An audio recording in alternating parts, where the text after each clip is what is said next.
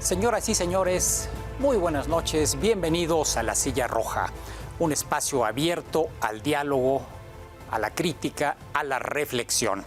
En esta ocasión le damos la bienvenida al diputado Ildefonso Guajardo, exsecretario de Economía de México. Ildefonso, bienvenido, muy buenas noches. Gracias por la invitación.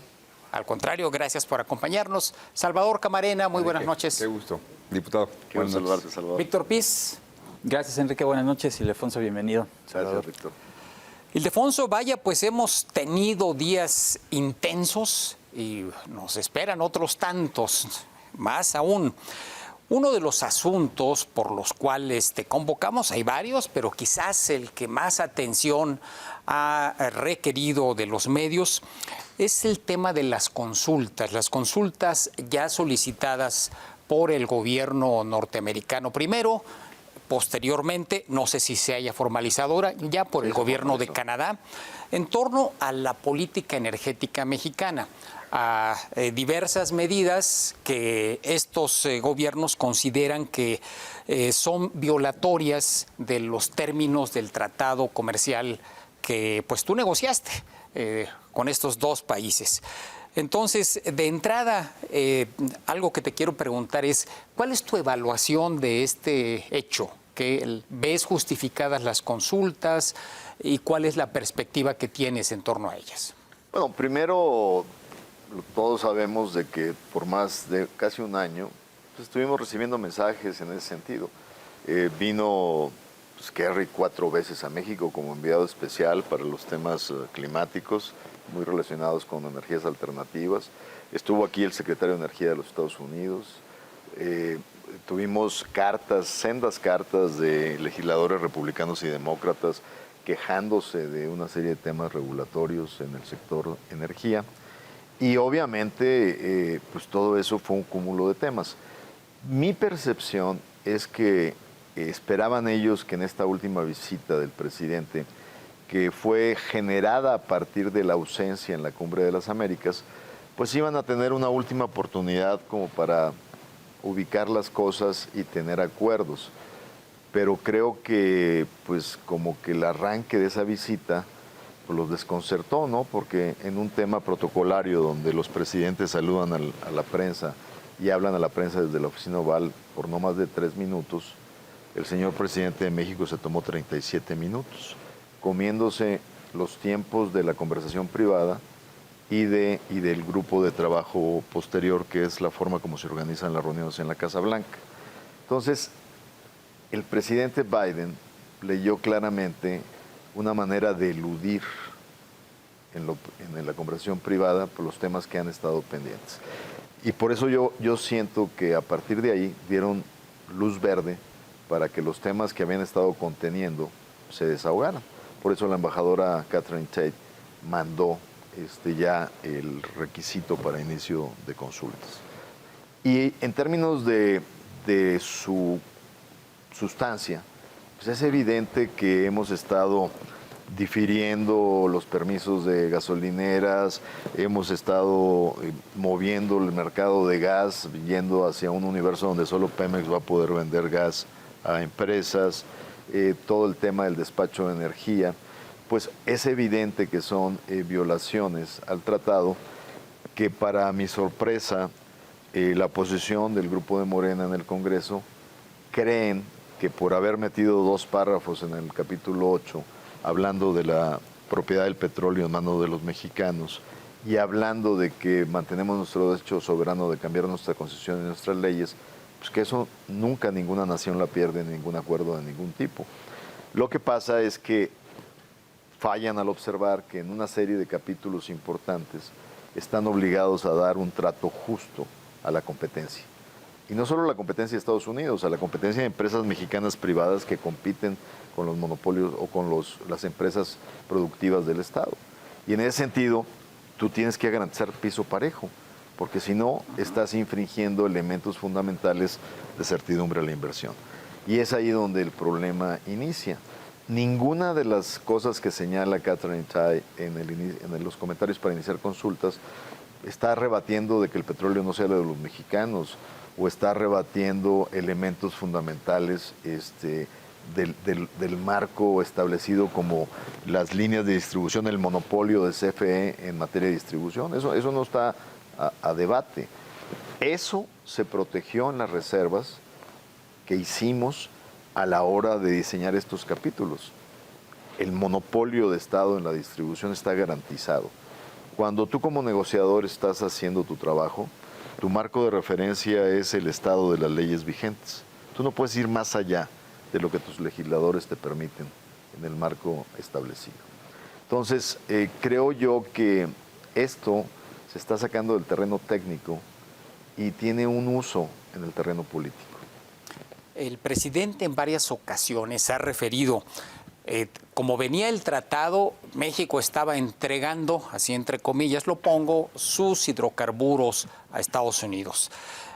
Intervenimos en la negociación a partir de la presencia de Jesús Seade y logramos salvar esto agregando ese capítulo 8.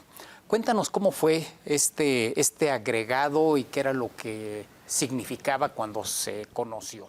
Bueno, mira, te digo claramente, eso pues no, yo no lo acepto. O sea, no hay ningún capítulo que haya sido establecido donde se entregue el petróleo de México. Eso es falso, o sea, no es el caso. Y el presidente ha prometido en diferentes mañaneras presentar el último borrador del capítulo 8 como era antes de que llegara el gobierno electo, un poco para demostrar su afirmación. Yo los invito a que lo hagan. Ya van 4 mañaneras que no lo han hecho. Yo tengo el borrador del capítulo 8, pero yo estoy limitado legalmente a mostrarlo porque hay una cláusula de confidencialidad que yo firmé, que ninguno de los borradores de la negociación pueden salir antes de 4 años del inicio de operación del tratado.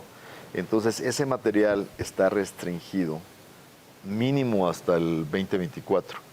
Si yo lo doy a conocer, yo estoy violando mi acuerdo de confidencialidad, pero pues si la Presidencia de la República, que ese tipo de cosas legales a veces pues no son tan rígidas, quisquillosos, están dispuestos a hacerlo público, yo les rogaría que lo hicieran público, para que quede claro que en ese capítulo 8 no hay ninguna entrega del petróleo de México. Era un capítulo diseñado para cooperación. Cuando tú ves la matriz energética de América del Norte, somos tremendamente complementarios. Y la idea es cómo capitalizar esa eficiencia energética para competir con el resto de regiones en el mundo.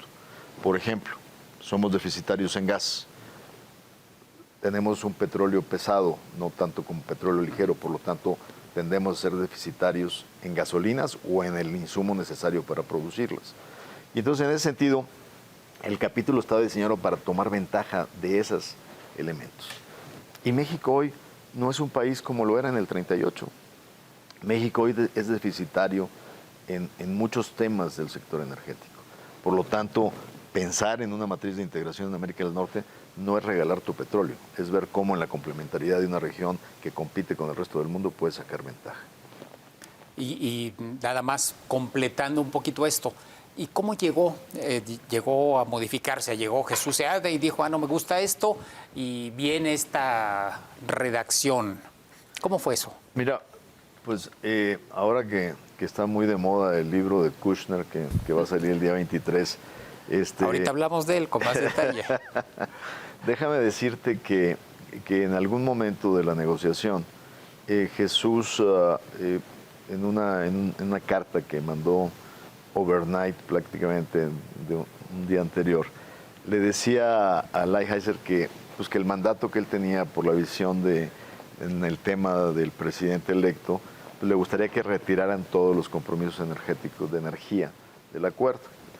El Lighthizer citó al día siguiente y como viejo lobo de mar no quiso tener una reunión a solas con Jesús y invitó de testigos a mí como su contraparte negociadora, invitó también a Videgaray y a Kushner. Y ahí empezó diciendo, Jesús, cuando uno escribe una carta insultante, por más que se esfuerce a ser diplomático, la carta termina siendo insultante. Obviamente estoy utilizando el lenguaje más tranquilo, ¿no? Y más para el horario que estamos. Más para el... Ya a la medianoche después, palabras textuales.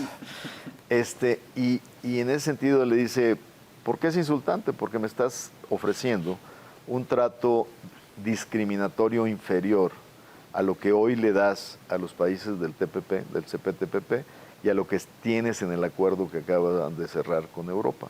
Entonces, no me insultes, yo soy tu comprador principal con más del 80% de tus exportaciones. Entonces, es inaceptable lo que estás poniendo en la mesa.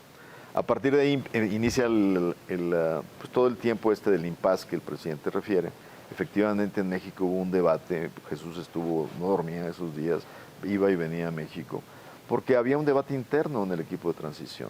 Por un lado, el señor Bartlett y la señora Nale, y por el otro lado el señor Romo y el canciller, porque había diferencias. Entonces, en ese contexto, creo yo que al final decidieron quitar este capítulo 8 de cooperación para refrendar dos párrafos pues, que son parte de nuestro marco constitucional, no son nada diferente a lo que está ahí. Y con eso, de alguna manera, blindaron un poco el discurso, ¿no? Porque acuérdate que iba a ser sometido a aprobación por una mayoría calificada de Morena en el Senado de la República. Entonces, pero pues a mí me parece muy difícil que nadie leyó todos los compromisos transversales en el capítulo de inversión, en el capítulo de empresas estatales, en el capítulo de comercio transfronterizo, en el capítulo de servicios. Entonces, pues es imposible. Cuando tú vas a firmar un acuerdo, pues tienes que leer todos los candados que ese acuerdo tiene. Si tú hubieras querido reservar un comportamiento discriminatorio de las empresas estatales, pues debiste haber hecho la reserva en el capítulo de empresas estatales. De hecho, nosotros lo hicimos en varios temas que estaban, digamos, restringidos. Por ejemplo, acuérdate que la reforma energética exigía que si vas a invertir en pozos someros tenías que comprar 25% de insumos nacionales. Bueno, esa reserva nosotros la plasmamos en la negociación para que no te la llevaran a un debate de que estás favoreciendo a inversionistas nacionales o vendedores nacionales, ¿no? Entonces, pues quien quiera que ha negociado estas cosas sabe que si no tienes reservas, no hay manera que tú justifiques un comportamiento monopólico, ¿no? Claro. Salvador. En alguna entrevista, diputado, te escuché decir que de alguna forma la activación de este mecanismo es una buena noticia, que si entendí bien lo que estaba yo escuchando, se da la circunstancia de que se van a aplicar reglas que también están convenidas, es decir, la activación de un mecanismo de esto no es una catástrofe per se, se ha hecho en el pasado, México la ha activado, a su vez la ha solicitado y ha sido benéfica. Sin embargo, la pregunta que te haría es, una vez que se activa, la rueda empieza a caminar también hacia escenarios previsibles, en donde parece que el gobierno va a tener difícil de salirse del discurso patriótico que ha abrazado, sin llegar a explicar violaciones, retrasos, una serie de incumplimientos, en el mejor de los casos, de las condiciones pactadas en el propio TEMEC. ¿Cuál es el escenario? Es decir, ya está activado el mecanismo, tú decías en esa conversación que te escuché, pues a lo mejor porque además da más certidumbre de que no va a haber un acuerdo que hasta puede ser hasta más caro para México, como ha habido quizá en los ductos y en otros mecanismos que se han desarrollado. Exacto. Aquí los tres países saben lo que se convino a la hora de las diferencias, pero también lo que se convino cuando se sancione que alguien incumplió y lo que le toca pagar. Totalmente. De hecho, resumiste perfectamente la ventaja de tener un acuerdo comercial. O sea que aun y cuando tienes diferencias que son comunes, hay mecanismos para resolver las diferencias, cosa que no existe entre Estados Unidos y China y por eso te expones a un escalamiento de las agresiones comerciales, ¿no? Entonces, en ese sentido, esa es la buena noticia, que hay un acuerdo que nos indica cómo debemos de transitar en este proceso. Ahora, fíjate que ya tu pregunta va en la siguiente derivada del tema, ¿no? Y es, ¿qué es lo que vemos previsible que ocurra? Dada la actitud y las declaraciones iniciales de la Secretaría de Energía, la Secretaría de Economía está haciendo su trabajo, ellos son los custodios del acuerdo. Entonces ya la Secretaría de Energía le mandó a la señora Nale su cuestionario. A ver, nuestros socios comerciales dicen que tú con estas acciones has violado lo que nosotros tenemos acordado. Por favor, dame elementos y respuestas para argumentar, si crees que no es cierto, argumentar en lo contrario. Mi impresión es que los expertos de la Secretaría de Economía saben que la probabilidad que tenemos de perder estas consultas es muy alta, pero al mismo tiempo ellos tienen que recurrir al gabinete responsable de la política energética pues, para poder pues, intentar defenderse o demostrar al interior de que no hay manera de poder argumentar contra estas denuncias. ¿Qué es lo que yo creo que va a pasar? Sabiendo que el 16 de septiembre estableceremos al más alto nivel nuestra posición, cosa que en la historia de disputas Estado-Estado, que es el tipo de disputa en la que estamos, pues nunca un jefe de Estado define la posición, la definen los expertos técnicos en el ramo. Pero parece ser que lo hemos traído a la arena de lo político, porque a mí no me extrañaría que la posición sea, cueste lo que cueste, defenderemos nuestras decisiones en materia de energía. Y que entonces estemos listos y esté preparado el gobierno para decir, hagan lo que quieran. Y entonces nos vamos al proceso de resolución del panel, donde nos dan 45 días para corregir, no corregimos, y entonces vamos a tener aranceles en productos estratégicos. En ese sentido, seguramente el 16 de septiembre vamos a tener una consulta al pueblo bueno levantando la mano, y de alguna manera eso te va a dar el elemento para decir, tomateros, discúlpenos, cañeros, discúlpenos, aguacateros, se tienen que sacrificar por la patria. Porque el pueblo considera que nuestra soberanía energética es más importante y entonces, o sea, tendremos las consecuencias de esta situación, pero al mismo tiempo no hay ningún elemento que nos indique que el suicidio es una opción. El suicidio es decir, nos salimos del acuerdo. Esa obviamente es algo que no está en el horizonte, porque ese anuncio dispararía una inestabilidad en los equilibrios de los mercados, en la economía nacional y la expectativa de crecimiento, que el costo político lo pagaría Morena antes de la elección del 24. Entonces yo descarto ese escenario de salida, pero no descarto que estoicamente vayamos a poner el pechito y aguantar la reacción arancelaria por haber incumplido temas energéticos. De lo que se advierte, de lo que se puede saber, de lo que tendrás vigentes sus contactos con los estadounidenses, con los canadienses, ¿hay un escenario en donde México tenga razón? El que el panel le diga, tienes razón, o tienes razón en esto y en esto no tienes razón. A ver, el escenario, en la mayor parte de las cosas que al menos sabemos que es la base de la denuncia, por ejemplo, tú no puedes permitirle a Pemex que extienda 5 años el uso de gasolinas de baja calidad sin cumplir el compromiso de octanaje y solo darle ese beneficio a Pemex y no a las gasolinas importadas. A ver, como que, ¿dónde está la equidad del trato? Tú no puedes decir, mi sistema de abasto de energía va a estar favoreciendo a CFE independientemente de su calidad, precio, etcétera, etcétera. Pues es evidente. Entonces, la mayor parte de las cosas que apunta, pues claramente, si no respetamos los términos sobre los cuales hicimos el compromiso, pues sí va a ser muy difícil que las justifiquemos. A ver, no he explorado el 100% del detalle, pero aún y cuando haya una o dos cosas. Ahora, tu pregunta es relevante en términos de que inclusive te leí en tu columna. Todo el mundo ha manejado la cifra de los 30,000 millones y probablemente yo de alguna manera no fui preciso. 30,000 millones sale de las declaraciones de Salazar cuando refiere un monto estimado de las inversiones afectadas. Recordemos que la estimación de daño la va a hacer el panel, los árbitros. Y la estimación de daño es sobre denuncia específica. ¿Cuánto cuesta que te hayas tardado 3 años sentado ahí en un escritorio sin que le autorices los permisos de gasolineras privadas para competencia? ¿Cuánto les costó? ¿Cuánto les costó? Entonces, no necesariamente va a ser una cifra cercana a los 30,000 millones, pero va a ser lo suficientemente importante para generarte presiones en áreas socialmente sensibles.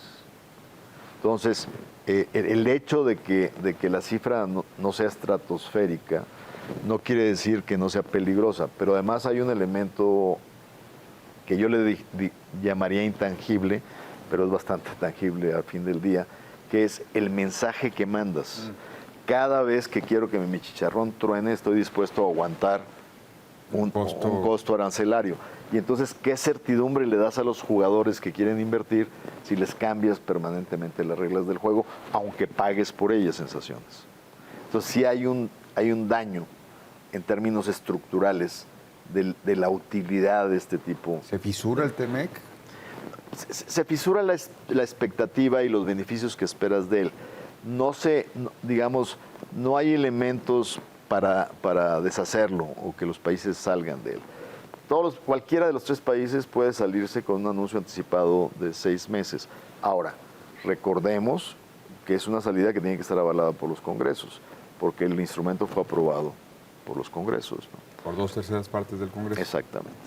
Que es un escenario distinto de 2018. ¿En qué sentido? Que las mayorías que tuvo Morena en 2018 ya no las tiene hoy día. Exactamente. Sí. Exacto. Víctor. Coincido, creo que lo que genera así un signo de interrogación grande es qué pasa con la certidumbre jurídica, porque el riesgo es que en un momento dado México pueda ser un país no elegible para la inversión extranjera, ¿no? Y que así se le califique. Pero decía Ildefonso al principio que este es un tema comercial que está saliendo de ese ámbito y se está moviendo al político. Ya hubo 2 reuniones de la Comisión de Libre Comercio del TEMEC, recientemente fue la segunda, y también está prevista una reunión de los presidentes. El presidente Biden vendrá a México, el primer ministro Trudeau con el presidente López Obrador en noviembre, que será prácticamente cuando el panel esté ya funcionando. Probablemente sí. ¿No crees tú que puede haber una salida política pensando en esto que se está moviendo al lado político y que en esa reunión o en otra pudiera llegar a un acuerdo el tema? Híjole, lo que pasa es que el posicionamiento que hemos visto hasta ahora y el anuncio simbólico de que definiremos nuestra posición el 16 de septiembre, pues me lleva a un escenario de un debate ideológico más que de soluciones prácticas, ¿no? Entonces, ojalá, y yo veo sin duda un esfuerzo dentro del equipo del presidente en la Secretaría de Economía, intentando tener una solución, porque la hemos tenido en otros temas. Acuérdate que hemos sido sujetos a 4 denuncias laborales ya, y 3 de ellas se resolvieron en las consultas.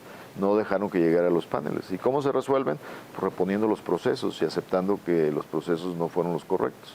Entonces, ojalá el criterio prevalezca en este tema, pero eso implica pues, que el gobierno tiene que cambiar sus prácticas. O sea, tiene que ceder en cómo está tratando al sector privado dentro del esquema, ¿no? Y una de las cosas que tú mencionabas en esta recopilación que haces de temas que hemos platicado, pues es el otro, ¿no? Que intentaron todo este año llevar a Palacio Nacional a Salazar con 30, 40 empresas para ver si las acomodaban una por una, ¿no? Dándoles pues algunos dulcitos de concesiones, contratos, con tal de que desistieran de sus denuncias. Pero eso lo que hace es frenar el derecho que tienen de llevarte a paneles inversionista-Estado. Pero con esto pues ya el panel llegó a otro nivel, que es Estado-Estado, ¿no? Afortunadamente, porque las soluciones estas parciales es contra la eficiencia del país y contra la competitividad del país. Ildefonso, referiste hace unos minutos al libro de Kushner, que anda sus fragmentos andan circulando ampliamente. Y ya me llegó todo el texto. Completa. Todo el texto, sí, te la voy a compartir. Ya anda circulando. Él señala, por ejemplo, el tema, esta semana apareció el tema de cómo el asunto de la extinción del tratado, pues como que no negociador, el acompañante, porque ustedes eran los negociadores, el acompañante del gobierno electo, Jesús Seade, llegó a ofrecer más de lo que Estados Unidos estaba en un principio dispuesto a dar. Cuéntanos un poquito de esto. Tú dices en el tema de la cláusula de terminación. Sí, que exactamente, quería la extinción del tratado. Claro. Mira, bueno, primero referirte que porque siempre que sale un libro de gente que pasó por la Casa Blanca, estos libros de memorias el personaje que lo escribe tiende a sobredimensionar su papel en la historia. Crema mucho a sus tacos. Le pone mucha crema a sus tacos, ¿no? Digo, sin duda, Kushner jugó un papel fundamental en la relación con México, eso es indiscutible, pero creo que confunde su papel de facilitador con su papel de negociador. Son dos cosas distintas. A veces los negociadores se confrontan y se levantan de la mesa y se llegan a casi a insultar y necesitan un par de gentes que mantengan el puente, ¿no? Y entonces usas a esa gente para mandar flotar ideas que te vuelvan a traer a la mesa, ¿no? Y entonces ese es el tema. O sea, una cosa es que facilites que no se rompa totalmente el diálogo, que es un trabajo muy importante, no lo desconozco, y otra cosa es que seas el negociador de la sustancia, son dos cosas distintas, ¿no? Pero en este tema, sí era un tema muy, muy loco, o sea, era la primera vez que un ejecutivo quería una terminación súbita, una muerte súbita cada 5 años. ¿Qué inversionista iba a invertir en América del Norte en el contexto trilateral si su horizonte de planeación son 5 años? Y entonces era uno de los temas, de las píldoras tóxicas más difíciles. Y lo que sí dice bien el libro de Kushner es que yo endurecía la pata y me agarré el tiempo como mi aliado y me lo llevé, los temas tóxicos me los llevé hasta el final. Y como ya andábamos con el tiempo en las manos, entonces decidieron ya entrarle al toro en la bilateral México-Estados Unidos. Y a mí me filtra el facilitador mexicano lo que iba a proponer la Casa Blanca al día siguiente en la mesa, que era un mecanismo de visión a 16 años, con revisiones sexenales que no consideran con los sexenios o los cuatrienios presidenciales, y que te diera un horizonte, si no llegabas a un acuerdo, de 10 años para resolver cómo llegabas a un acuerdo. Entonces era un mecanismo de lanzar hacia adelante 16 años la planeación. Entonces, cuando a mí me filtran eso, que es lo que va a poner Kushner en la mesa el día siguiente, obviamente pactado con Lighthizer, pues entonces yo dije, yo voy a irme a una solicitud más ambiciosa para caer en un escenario intermedio, ¿no? O sea, pero la sorpresa es que llegamos a esa mesa en la mañana, Kushner estaba empezando a describir su oferta, apenas iniciaba a hablar, y el doctor Seade le dice, a ver, momento, yo tengo una sugerencia, y distribuye una página donde está su propuesta, y para mi sorpresa la propuesta del doctor era de 12 años. Entonces pues te quedas, primero lo que tiene razón Kushner es, la regla número 1 en las negociaciones es si el de enfrente se deja venir, déjalo venir, pues para de ahí empezar la negociación. No paras, al contrario, cuando te va a hacer una oferta, ¿no? Y entonces yo me vi obligado a decir, con todo respeto, nada más aclarando, se amanece más temprano, yo soy el representante negociador del gobierno constitucional en este momento. El doctor Seade representa al presidente en transición. Yo no reconozco esa posición como una oferta del gobierno mexicano y no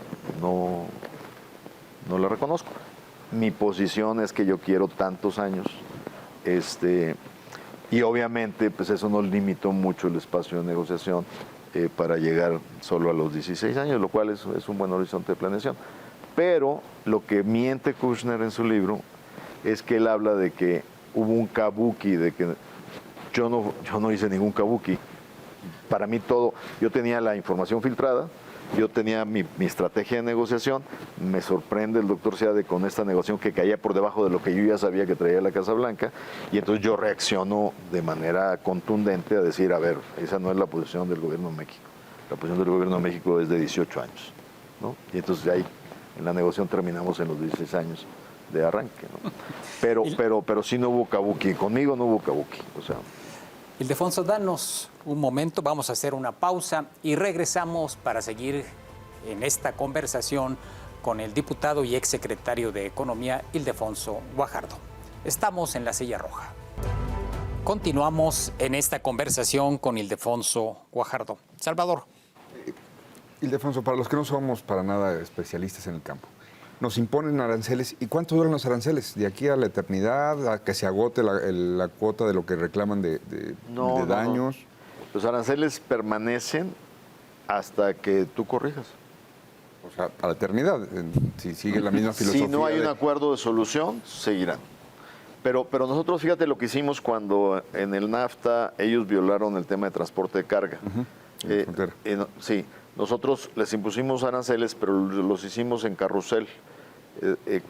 Un año le pegábamos unas cosas, otro año le pegábamos otras cosas, y generalmente las seleccionábamos aquellas que eran más sensibles para los legisladores, para que realmente hubiera presión en la... En estados que en un momento dado ustedes veían que iban a doler, y ese legislador iba a ir al Congreso de Estados Unidos a decir, oigan, ¿qué estamos haciendo con esto? Porque ya me preguntaron mis Porque eran los ciudadanos. mismos legisladores los que estaban protegiendo al IFL-CIO en ese contexto, que no dejaban avanzar un acuerdo, y entonces los presionamos para que se dieran cuenta que la solución era llegar a un acuerdo en materia de transporte. Esa sería una consecuencia que tendría costos para sectores muy específicos, dependiendo. ¿Ellos eligen?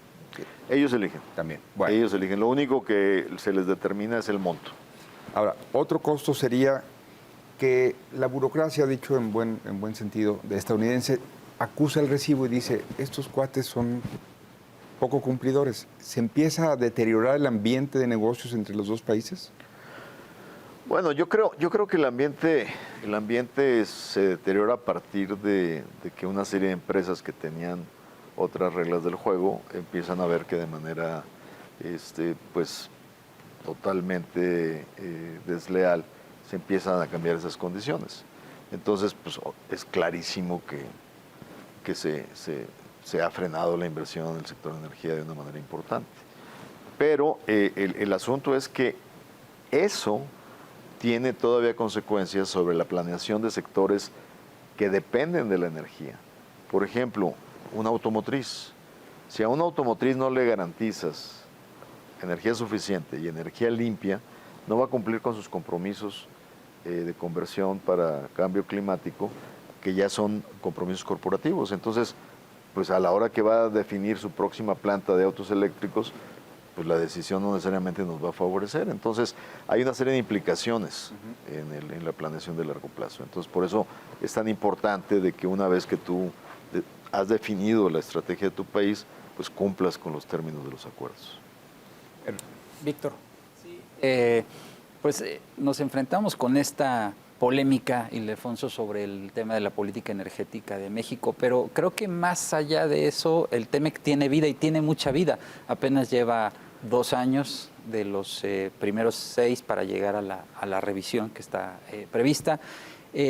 ¿Cómo evalúas tú el TEMEC? Ahora que preguntaba a Salvador si México tiene algo que ganar, está el tema automotriz justo. En la industria automotriz ya se dieron las consultas en donde México y Canadá están reclamando la política de Estados Unidos en reglas de origen, ya concluyeron las audiencias del panel, pero más allá de eso creo que ha sido un buen acuerdo, ¿no? Revisaba las cifras del comercio México-Estados Unidos bilateral, $384 mil millones primer semestre del año con un crecimiento del 14% anual. O sea, ha sido un buen acuerdo, ¿no? Sin duda ha sido un buen acuerdo. Yo creo que desde el primer acuerdo el país sin duda se ha transformado como potencia exportadora. Y no solo eso, también nuestra obligación de competir en las grandes ligas fue una influencia para darle un upgrade, un mejoramiento a tu marco económico jurídico. Ustedes que han seguido estos temas por muchos años saben que en México las reglas antimonopolio eran llamadas a misa. Y es gracias a que nos metimos en el juego de las grandes ligas, pudimos llegar, lamentablemente después de 20 años del primer intento, a un marco antimonopolio que realmente funcione para bien de las pequeñas y medianas empresas y de los mexicanos. Lo mismo pasa con las leyes de protección a la propiedad intelectual para que se motive la innovación, la ley de patentes que te permiten accesar a un mercado amplio e eficiente de medicinas. Entonces, todo esto no solo te ayuda a cumplir con tus obligaciones, sino que también mejora el terreno de juego con el cual emprendes en este país. Entonces, nos ha ayudado sin duda en transformar nuestra planta productiva en México, en generar empleos bien remunerados.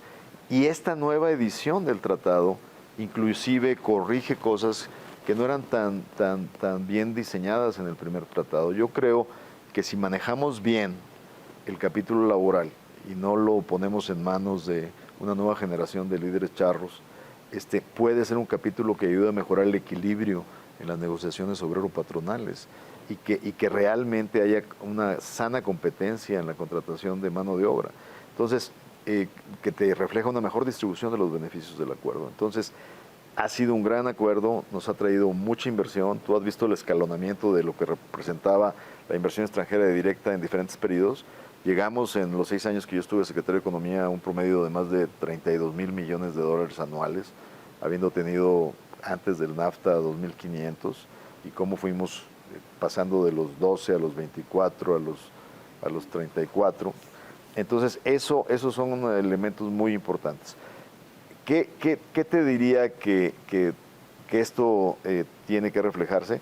Es una política industrial de participación de proveeduría más profunda.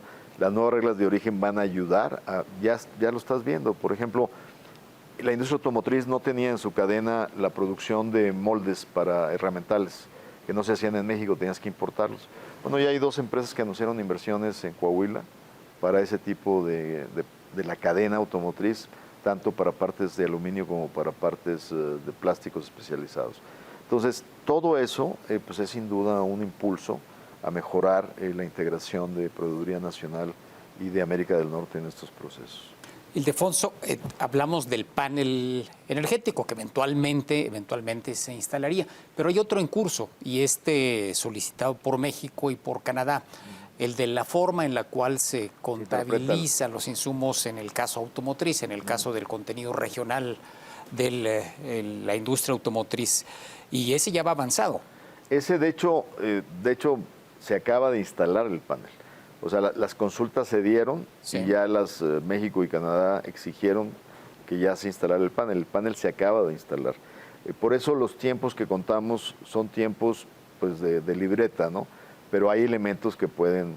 estas consultas empezaron hace 10 meses. ¿No? Por ahí. Hace casi 10 meses, ¿no? Entonces ahí el tiempo no se alargó, digamos, para establecer el panel. ¿Y cuál es tu expectativa? En este caso, México sí tiene razón, México y Canadá sí pueden conseguir que Estados Unidos reconozca que está interpretando incorrectamente el tratado. Nosotros tenemos todas nuestras notas de borradores. Esto tiene que ver con, acuérdate que se definieron 7 partes esenciales para que sean clasificadas, para poder tener el derecho a 0 arancel en la exportación de autos. Esas 7 partes tienen que estar construidas, digamos, en América del Norte. Y hay un porcentaje exigido para integrar esas partes. Nosotros estamos totalmente confiados de que la interpretación de Canadá y México es la correcta. La interpretación norteamericana sube pues, el requisito de manera no apropiada. Y creemos que sí hay posibilidades. De hecho, en este tema, nosotros... le pedí a Baker y Smith, que fueron el subsecretario y el jefe técnico de la negociación, que aportaran todos los borradores que teníamos para que fueran elementos a considerar en el arbitraje. Entonces sí hay muchas posibilidades de que Canadá y México ganen ese arbitraje. Salvador. Me regreso al tema anterior, Ildefonso. Déjame preguntar por 2 sectores o 2 actores que estuvieron, por supuesto, también en la negociación. Bueno, estuvieron incluso en la presentación, en el festejo, digamos. Por un lado, uno ya lo mencionamos, el Poder Legislativo, donde ahora tú estás en otra dinámica, en la Cámara de Diputados, pero pues el Senado también juega, ¿no? Sí. El Legislativo juega. Y los empresarios, porque hemos hablado de lo que Estados Unidos ha venido planteando y Canadá se sumó, pero pues aquí también hace aire. Los afectados por las medidas que se están reclamando allende el Bravo, también podrían reclamarse aquí, de otra manera. ¿Qué va a hacer, por un lado, el legislativo? ¿Y qué están haciendo los empresarios mexicanos para decir, oigan, sí, cumplamos lo que acordamos todos, porque en la Casa Blanca, en los espacios de Washington donde se celebró, había una, si no recuerdo mal, había una misión de empresarios. El cuarto de junta. Exacto, diciendo, apoyamos lo que se está haciendo y festejamos lo que se logró entre todos, incluyendo el gobierno que iba entrando. Claro. Entonces, pues ahora sí que casi 4 años después, ¿cuál es el escenario con empresarios y el Poder Legislativo? Mira, ustedes seguramente recuerdan que hubo una carta de 3 organismos empresariales importantes, uno de Canadá, uno de Estados Unidos y uno de México, que fue enviada al primer ministro de Canadá, al presidente Biden y al presidente López Obrador. Y era firmada en México por el Consejo Mexicano de Negocios, en Estados Unidos por el Business Roundtable y en Canadá por el Canadian Business Council. Y era una carta donde les pedían que por favor hubiera un cumplimiento y mencionaban el tema lácteo entre Canadá y Estados Unidos, el tema automotriz entre México, Canadá y Estados Unidos y el tema de energía. Como diciendo, si no hacemos un esfuerzo por seguir al pie de la letra nuestros compromisos, estamos deteriorando la calidad de nuestro acuerdo. Entonces el sector empresarial está muy preocupado y ocupado en que esto siga funcionando. Y de hecho, pues inclusive en la visita del propio presidente López Obrador, hay un grupo de seguimiento que se conforma, en este caso fue el bilateral México-Estados Unidos, para poder impulsar en ese sentido. Y como tú sabes, por primera vez el sector empresarial mexicano abrió una oficina en Washington con la representatividad del Consejo de Coordinación Empresarial, etcétera. Entonces sí están muy involucrados en esto, porque pues, es algo que tienen que defender. Y por otra parte, te diría que en el legislativo, en la Comisión de Economía, en la cual soy secretario, yo propuse la creación dentro de los grupos de trabajo, un grupo de trabajo que presido, que es la de cumplimiento de acuerdos comerciales internacionales. En el Senado de la República hay una comisión formal que preside Claudia Ruiz Massieu, que es la del TEMEC específicamente. Ahora, tú te preguntarás, bueno, ¿por qué en la Cámara de Diputados hice yo la propuesta? Debido a que la aprobación de tratados comerciales internacionales es atribución exclusiva del Senado. Sí, su aprobación, pero su implementación o su puesta en práctica, cumplimiento, es obligación de todo el Congreso. Si te comprometiste a algo en materia de propiedad intelectual, pues tienes que reformar la ley de propiedad intelectual. Si te comprometiste a algo en algún otro temas de biotecnología de semillas, pues tienes que ver la ley agrícola, ¿no? Entonces, y de biodiversidad, la ley de biodiversidad. Entonces, ahí mi argumento es que tenemos que trabajar el Congreso como un todo para vigilar el cumplimiento. Y en este tema, justo estoy platicando con el presidente de la Comisión, porque tenemos que integrar el grupo de trabajo para poder definir un acompañamiento en este proceso. Obviamente los que se contestan y hacen la réplica son los ejecutivos, pero obviamente hay una voz del legislativo que tiene que pronunciarse en este sentido, ¿no? ¿Pero Morena los va a dejar? Pues, o sea, en este tema, yo te diría que la fracción parlamentaria de Morena en el área de economía, pues hemos logrado algunos acuerdos porque hay gente muy docta y está Jacob Polensky, que ha sido presidenta de Canacintra. Están 2 o 3 gentes que traen experiencia en estos temas. Está Carlos Altamirano, que estuvo en el sector financiero, gente cercana a Alfonso Romo. Y en ese sentido, yo creo que hay gente muy seria. Hay espacio. Que hay espacio. Pues aquí no es más que simplemente tratar de preservar un instrumento que ha sido reconocido por el propio presidente en muchas mañaneras, que es uno de los motores más importantes para la economía mexicana y que ha jalado inversión y que ha promovido empleo, ¿no? Víctor. Sí, estamos ya en el año 3 del Tratado Ildefonso. ¿Tú cuál verías que es el reto principal, considerando que tenemos estos temas irritantes como más presentes, ¿no? Energía, automotriz, algo de comercio agrícola, y poniendo también la mirada en el año 6, que es cuando se dará la revisión, que puede ser una oportunidad para mejorar el tratado? Pero ¿cómo estás viendo tú los retos hacia adelante? Mira, sin duda, parte de estos grupos, el grupo de trabajo que te mencioné, también traen el tema, el más importante es cómo prepararnos para llegar al 24. Y esto es fundamental porque el 24 es el año de transición, de cambio de gobierno en México. Y en ese sentido, el presidente o la presidenta que llegue en el 24, pues le puede tronar en las manos elementos que pudieran ser mal manejados en el proceso para llegar a la revisión.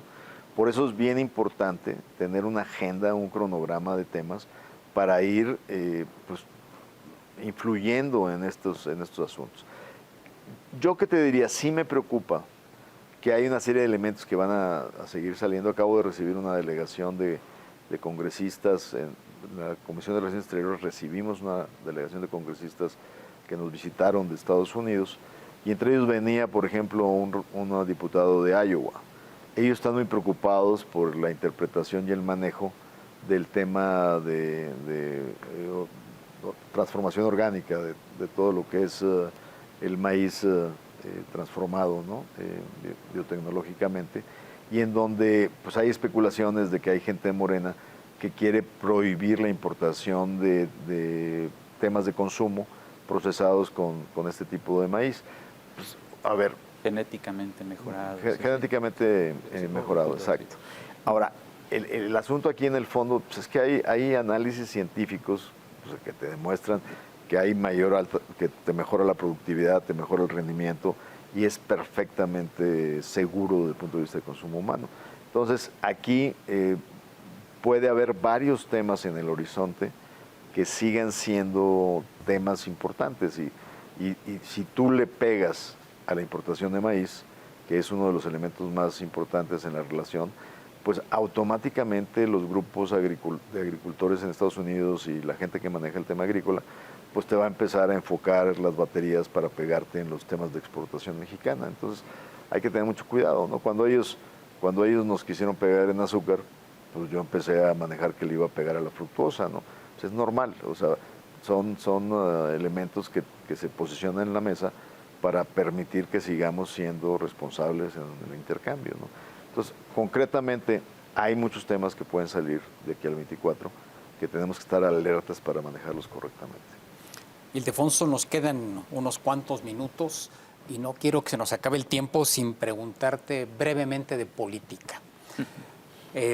Tú fuiste aspirante a la candidatura priista para el gobierno de Nuevo León, ahora estás en... A la candidatura de la Alianza. De la Alianza, claro, no solo del PRI, sino de la Alianza. Que no hubo alianza. Hablando de la Alianza desde la Cámara de Diputados, ¿cuál es tu evaluación? ¿Hay realmente posibilidades de que haya alianza para la candidatura presidencial del 24? No, sin duda creo que ¿Por qué creo que al sistema de partidos políticos de oposición no les queda mucho margen? Porque creo que es el reclamo de una ciudadanía que quiere una verdadera competencia en el proceso y que quiere tener alternativas. Y en ese sentido creo que los partidos políticos han estado ejecutando pues de alguna manera la presión que están sintiendo la ciudadanía y que les dio buenos resultados en la última elección. Eso es lo que nos dio la posibilidad de que no se tenga en el partido Morena la mayoría calificada que les hubiera permitido hacer cambios constitucionales, ¿no? En ese sentido creo que esa es la ruta y yo creo que es seguro es la ruta que va a prevalecer. La pregunta fundamental y más importante es en el partido de Dante Delgado, el partido naranja, de Movimiento Ciudadano, pues se esperaría que sin duda se sumen a esta alianza.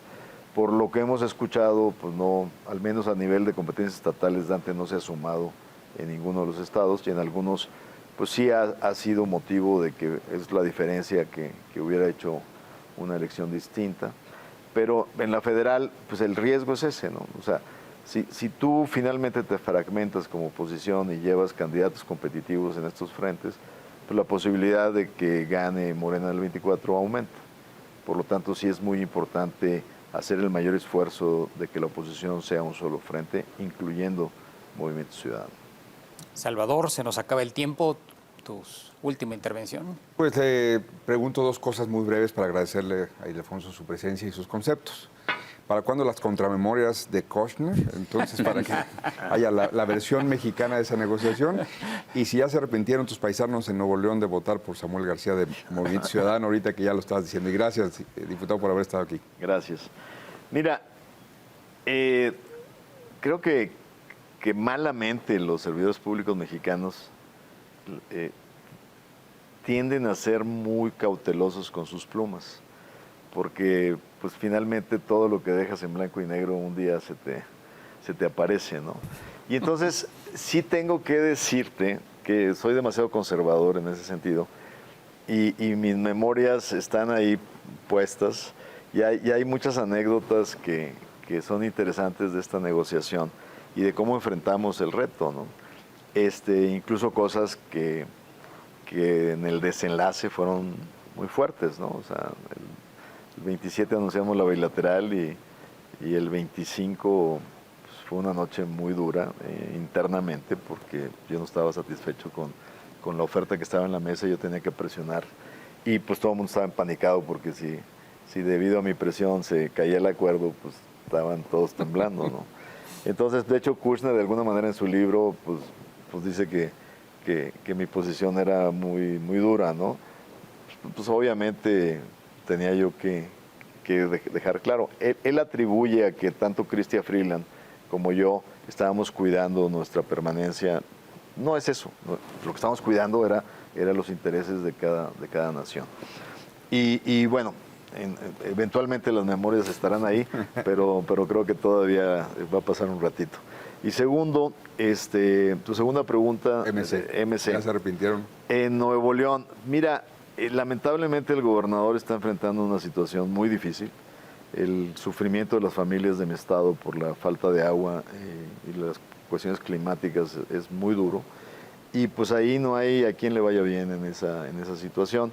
Y el gobernador se tardó en implementar una política de austeridad en materia de agua. Creyó que podía patear el balón y eso fue terrible. No haber empezado inmediatamente con acciones de racionamiento de agua le está costando y desafortunadamente todavía en la mesa no hay una solución definitiva y acaba de haber un acuerdo con el gobierno federal pues que todavía no da claridad de si el gobierno le va a meter recursos fiscales.